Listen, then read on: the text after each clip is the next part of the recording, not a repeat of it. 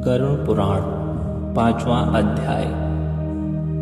नरक के पहले द्वार पर खड़ी आत्मा अब उस रहस्य से पर्दा उठते देखती है जहां हर चीख, हर पीड़ा, हर यातना बस उसी के लिए होती है। न्याय का फैसला हो चुका है। अब आत्मा को भेजा जाता है उस विशेष नरक में जो केवल उसके कर्मों के लिए बना है। गरुड़ पुराण कहता है कि हर आत्मा को उसके पापों के अनुसार एक अलग नरक में भेजा जाता है। ये वो स्थान है जहां हर क्षण आत्मा को अपने ही कर्मों से बनी आग में जलना होता है। वहाँ कोई समय नहीं होता, सिर्फ अंतहीन पीड़ा होती है।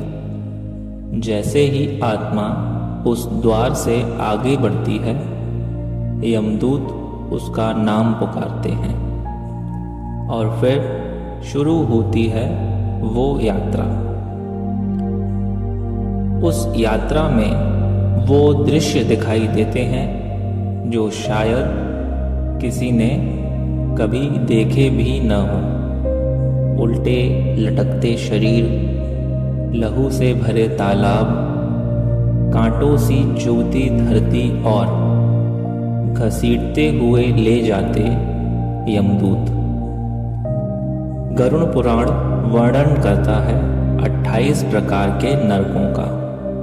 हर एक नरक किसी खास पाप के लिए है। तमिस्र, जहां दूसरों को धोखा देने वाले अंधकार में डाले जाते हैं। असीपत्र वन, जहां झूठ और छल से जीवन जीने वाले काटने वाले पत्तों के जंगल में फेंके जाते हैं।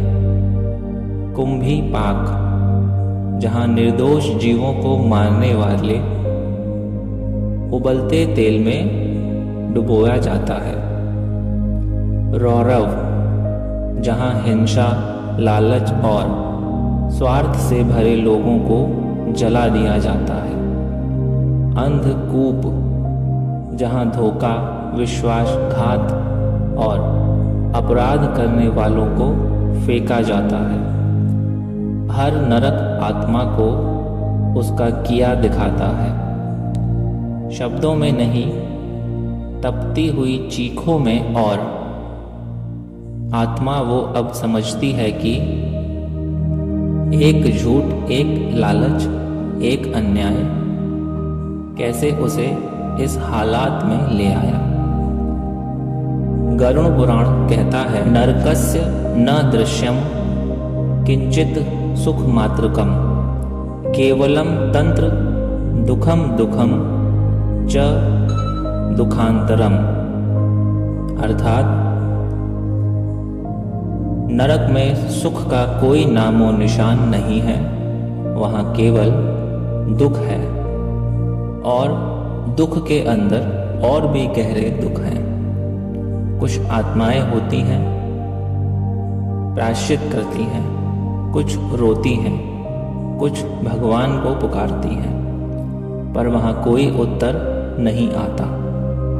सिर्फ एक बात गूंजती है, कर्मों का फल अब भुगतो। यह वह क्षण होता है जब आत्मा को अपने जीवन के हर क्षण की कीमत समझ आती है। उसे लगता है, काश मैं समझ पाता कि हर कार्य ईश्वर देख रहा है।